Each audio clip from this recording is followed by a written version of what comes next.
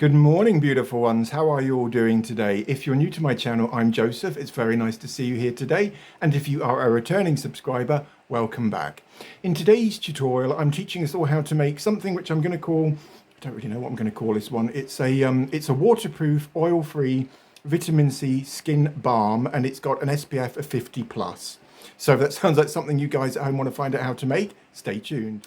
Right, beautiful ones. Before I teach you how to make my the one that's got the really long name with loads of vitamin C, oil-free, waterproof, SPF 50, can do the washing up, wash your car. No, it can't do any of that. I'm kidding. But right, before I get a severe case of verbal diarrhea, I just want to say a quick hello to Oliver KitKat. Hi, Oliver. How are you doing out there? Oliver's been with my channel since the very start, 6 months ago when I started Joseph Makes Skincare, aka JMS, as I pretentiously call it now. But, you know, things are made to be changed, aren't they? I don't know, really.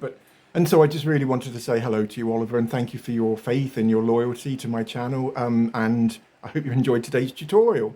If it seems like I'm steaming my way through today's tutorial, guys, it's because the old board behind me has collapsed on me 4 times already in the space of around 3 minutes. So I'm just going to try and get this done as rapidly as possible, as thoroughly, of course, and as professionally as I always deliver my tutorials to you guys out there. However, I need to hurry up a little bit in case this bloody thing falls on me again. So, okay.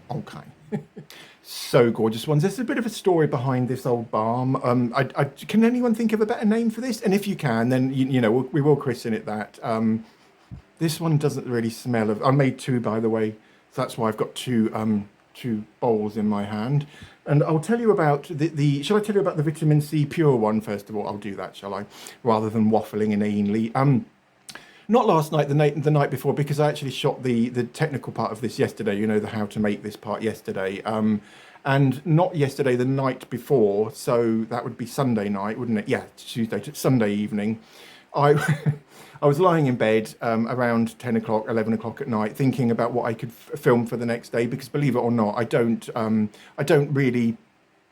I have a huge list of stuff I'm going to be making in the future and stuff to review, and we'll never ever run out of material, guys. However, I just wanted to make something a little bit special for a change. So I was in bed thinking about what skin really needs. Do you know what I mean? And obviously SPF is vital, isn't it?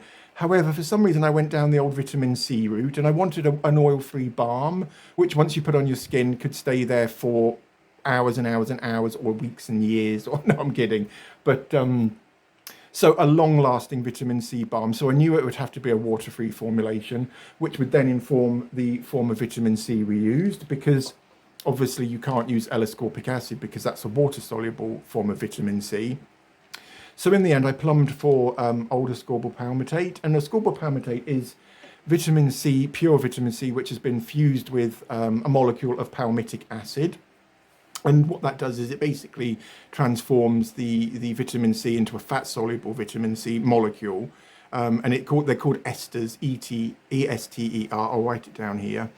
And esters are basically salts of, or end products of 2 or 3 things being fused together. Really waffling now, aren't I, guys? Okay. And before I went off on my tangent, then I was going to speak to you about palmitic acid. Ascorbyl palmitate. Get it right, please. Okay, trying. Yeah, okay. Should we continue? Let's continue. Ascorbyl palmitate, therefore, because it's a fat-soluble form of vitamin C, it can then protect the fat-soluble parts of the skin. So, and the skin cells are made up. Just put this over here. Skin cells are made up, obviously, of water soluble components and fat-soluble components, among a whole raft of other bits and pieces. And to have a really purely protective formulation, you do need something which could protect the fat-soluble parts of the skin as well as the water-soluble parts. And I believe that ascorbyl palmitate can do both. I believe it can inherently protect the old water-soluble components of the skin cells, as well as protecting fat-soluble parts too. So obviously I set my criteria out for what I wanted this balm to do, and it was basically to protect the skin, to be waterproof. There aren't that many waterproof vitamin C products out there, guys, and to last all day. So one application, in theory, should last from the minute you pop it on in the morning until you rinse it off at night. However, this is a waterproof balm, so removing this, I would advise using something like a really foamy face wash, or a cleansing gel, or a cleansing oil even, because it's an oil-based, it's actually beeswax beeswax and cyclomethicone. This is actually oil-free, believe it or not. Cyclomethicone is a liquid silicone, therefore it doesn't have any oil in it, although it acts like an oil, if that makes sense. Goodness, I do hope so. I do hope I'm making sense today, because I don't normally make sense, do I, guys? No, I don't. My rationale, guys, behind using a vitamin C in a long-lasting waterproof oil-free balm like this one, SPF 50 plus, don't forget that bit, that's quite important, the SPF 50. Not to be ignored, the old SPF 50. However, my rationale for including vitamin C into this balm was the fact that vitamin C in any form, you know, it's fat-soluble form, so you've got ascorbyl glucoside, ascorbyl isotetrapalmitate, those sort of forms of it. You don't have to worry about that for this. So, and I'll stop waffling and talk about this one, shall I, as opposed to fats. Yeah, I'll do that. Okay. Rationale behind using vitamin C in this balm is the fact that firstly, it acts as a potent antioxidant, very, very strong antioxidant. Not as much as something like astaxanthin, but again, it's better to have it on your skin than not, if that makes sense. And what antioxidants do is they vanquish those harmful little molecules which are generated by pollution, smoke, sunlight, as well as a really, really nasty source of free radicals or oxidants. Those little molecules which can damage your skin's look and age skin prematurely. And so vitamin C, that's one of the first major properties of any form of vitamin C, L-ascorbic acid, ascorbyl palmitate. Waffling. My second rationale for using vitamin C in this formulation is the fact that it can also lighten up those dark areas of melanin on the skin, age spots in other words, and regular use of quite a potent vitamin C serum or cream will in fact help to lighten those up, break them apart basically, and you know, and they'll dissolve eventually and then they'll disappear.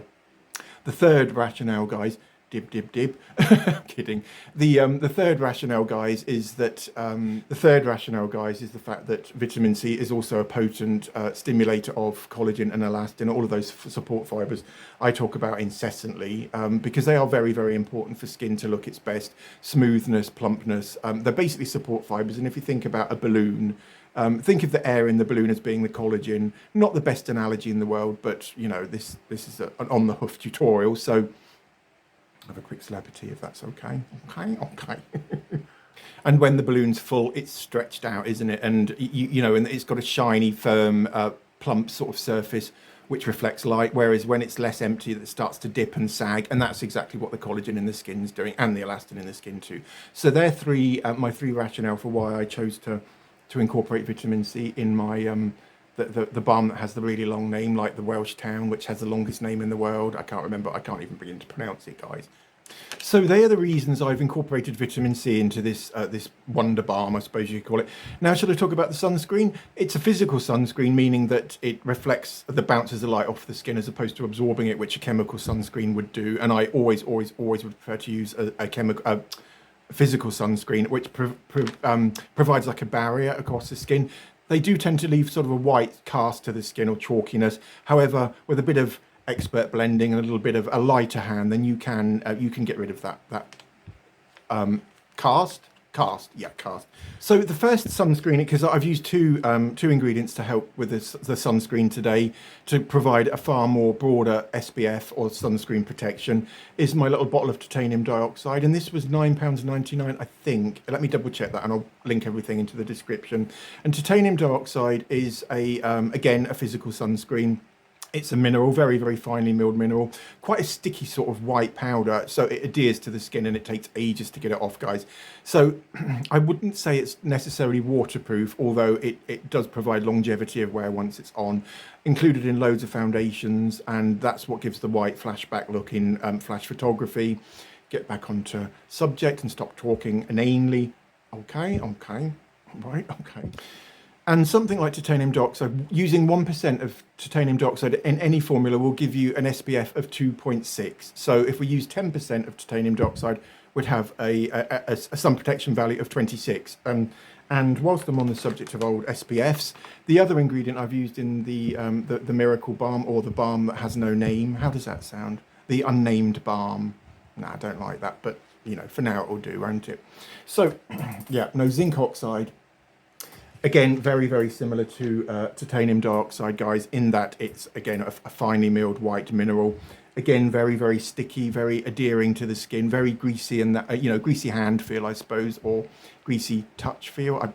don't really know what I'm talking about, guys. Making it up and waffling as I'm going along, as per usual. The major differences between these two guys is the fact that, as I've just said, that one gives you 1% of that one will give you an SPF value of 2.6. Zinc oxide will give you an SPF value of 1.6. However, when blended together or used together, they will they basically amplify each other's SPF values. So, and also using something like vitamin C along with a dual component sunscreen will help to amplify the whole formulation, and it will make it ultra protective. And so after I'd made this one, and this is just the pure vitamin C, Ascorbyl palmitate and cyclomethicone and white beeswax, I did have to add some essential oils in because I'd used up the rest of my my nice smelling white beeswax on Nathaniel's Windburn Balm, which he's got and he's using on a daily basis, which is great. Okay. So after I'd made this one, guys, I then decided to incorporate sunscreens to make the formula super duper souped up and, you know, very, very effective. So I then created this one. I don't know if you can see that. Can you see that? And this, again, it's a white balm. It's got a not very nice smell, and I did actually have to add some essential oil. It's got a sort of like a candle waxy sort of smell, and if you like that smell, that's fair enough, but it's not one of my most favourite scents in the world, so... And this balm would have an SPF of a value of around 50 plus, because I've used 6 teaspoons in about, I'd say it's probably around 150 mils there, thus providing us with a very, very good broad spectrum SPF or sun protection value or factor. And because, as I've already said, because it's got the vitamin C in the formula, the fat soluble form of vitamin C, this is really, really super duping up the formulation or bolstering it and making it super effective. So yeah. Okay, beautiful ones, without me waffling any further, and I am in imminent fear of being flattened by this board and being squashed, which means that there'll be no more JMS, no more Joseph, no more nothing.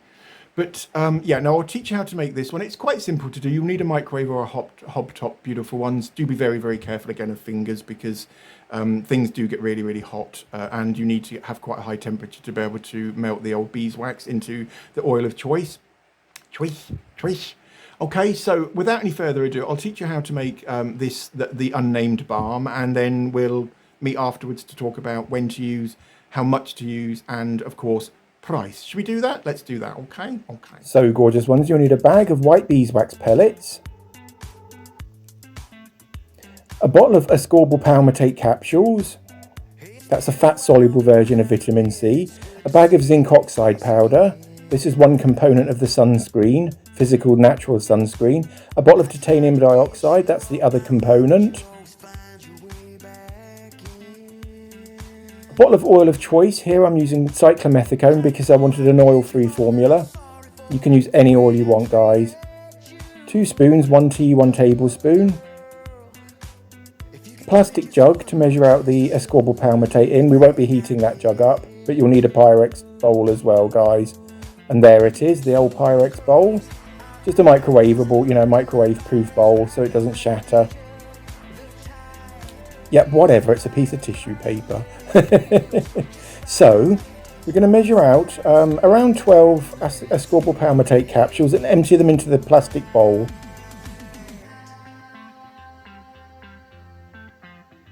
Bit faster, please, Joseph.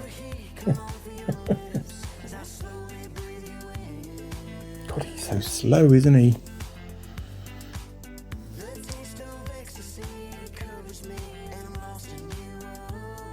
Oh, don't slow down, for goodness sakes, man. Right, so now you need to measure out 2 tablespoonfuls of white beeswax pellets into the Pyrex dish or the microwave proof dish. Yep, thanks for the demo.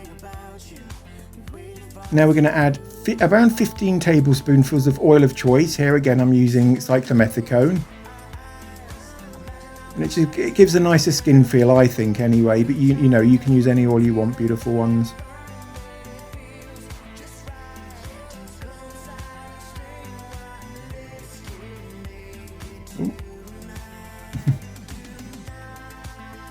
That's it, add a little bit more, that's it, good lad. So now we need to add 3 teaspoonfuls of zinc oxide powder, and this is going to give us an SPF of more than 50, beautiful ones, possibly around 55, 60, although they tend to plateau out at around 50, SPF 50. So 3 teaspoons of zinc oxide.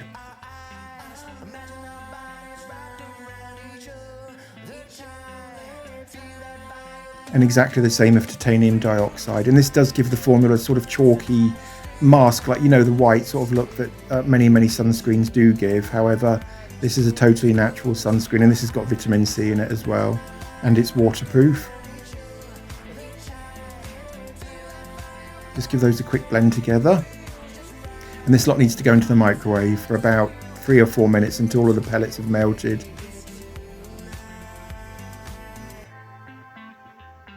Add 1 tablespoonful of Ascorbyl palmitate powder. Powder? Seafood chowder? No. Okay, no. Sorry, a bit of a naughty mood today, guys. Yeah, give that a quick stir together. And this, you'll need to keep stirring it, unfortunately, beautiful ones, because the powders sink to the bottom, and you know, the more you stir it, the more suspended the powders will become. And as it cools, it tends to pick up the powders. But for the first few minutes, you'll definitely need to just keep stirring it. And because this formula has vitamin C in it, it adds another level of protection to your skin. And I think personally it helps to amplify the SPF power of the zinc oxide and the titanium dioxide. But again, that's just my own personal opinion. Not backed up with any scientific data at all, you know, just making stuff up now, aren't I? No, I'm not at all, guys.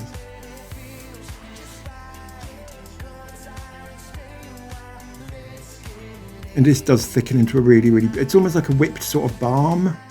Totally oil-free, totally waterproof, and one application should last about 3 or 4 hours. The SPF certainly will dissipate after about 3 or 4 hours, so you'll need to reapply. But it wouldn't hurt, you know, to keep reapplying vitamin C onto your skin anyway, especially if you're outside, you know, in the sun, environmental aggressors.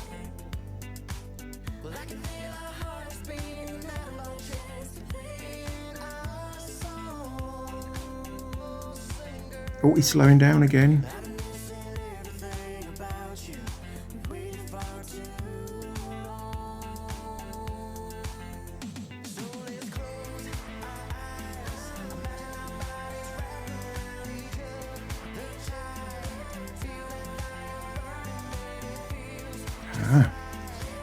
Yeah, and as you can see, that looks really thick and lovely now, doesn't it, guys? And it gets even thicker than that. And this formula is entirely and totally unique to JMS, guys, and you know, it probably certainly less than £3 or £4 to make. I'll link where I got everything into the description or description. It's just a description. Why do I keep doing that?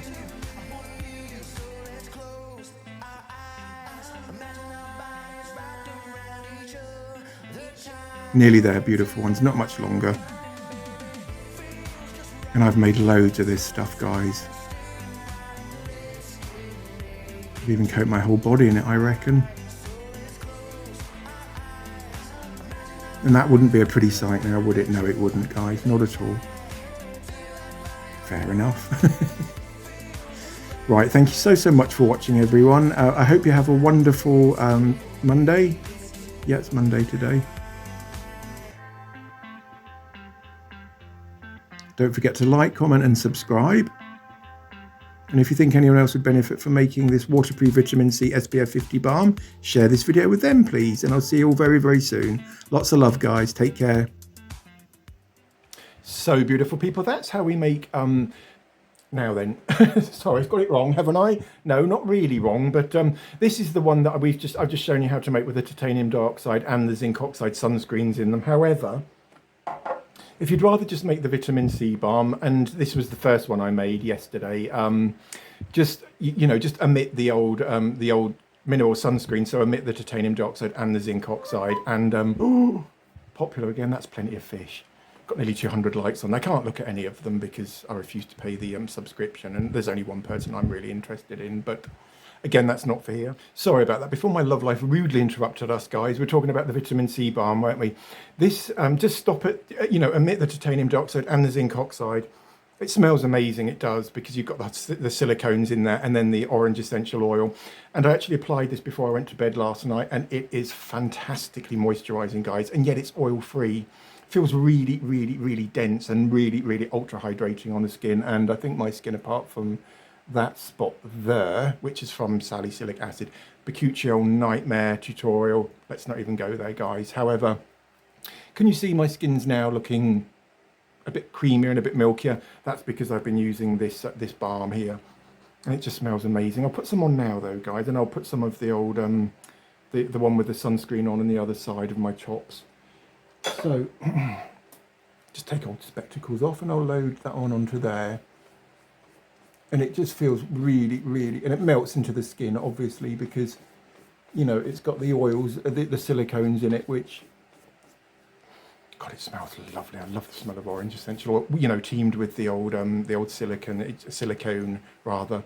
It just smells amazing, guys. And I'll go and get the other one. This one again's got sort of a very sort of petrol-y sort of burnt.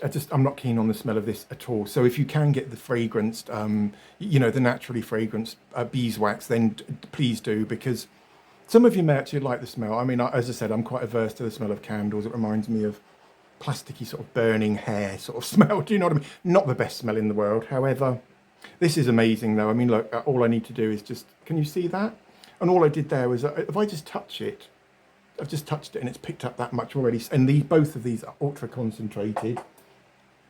Ultra concentrated. And I'll just apply a little bit onto my old cheeky choppies.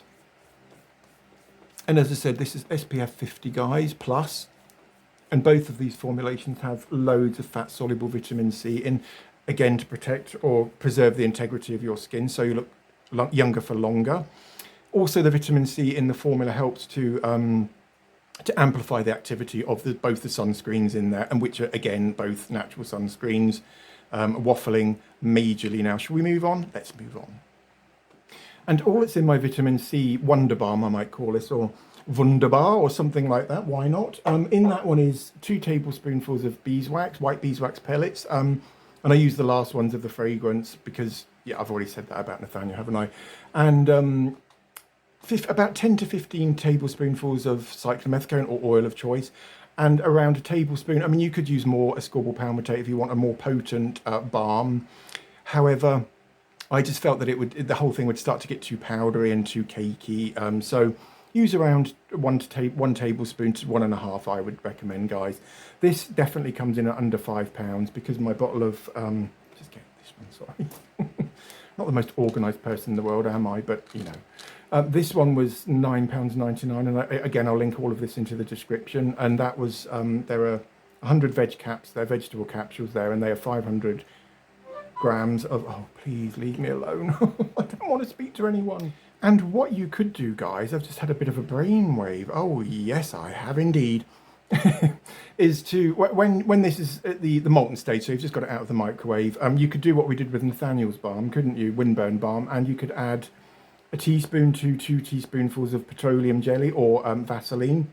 That way, the formulation still stays waterproof, still water resistant, still forming an occlusive barrier or a protective occlusive barrier on the skin. However, the addition of petroleum jelly or Vaseline to the whole shebang would just add another level of hydration to the formula. So, I mean, obviously, because my skin's quite oily, particularly in the summer, I omitted the old Vaseline because I didn't want to have a very, very thick layer on my skin. But I would certainly use this every single day, guys, without shadow of a doubt.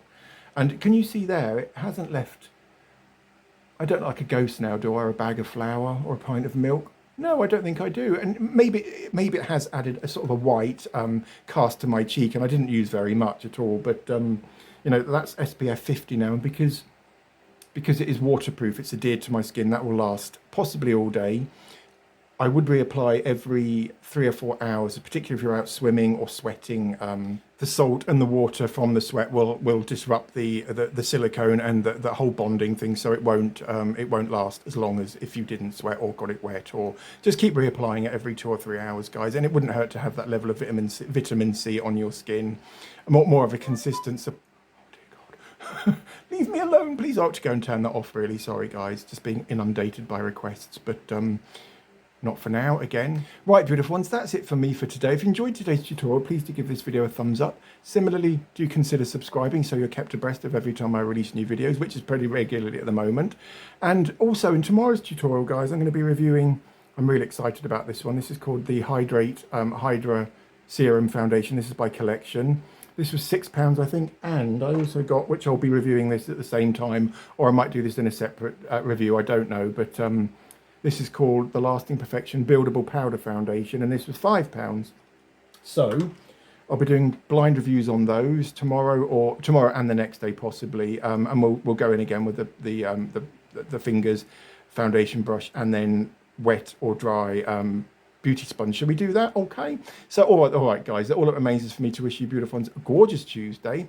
Do let me know whether you're going to be making either one of these, either the pure vitamin C version or the super boosted SPF 50 versions. And yeah, that would be great, guys. If you could let me know in the comments whether you're going to be trying either of these. And all that remains is for me to wish you guys a beautiful Tuesday. Have a wonderful week, and I'll see you all very, very soon. Thanks for being with me today. Take care.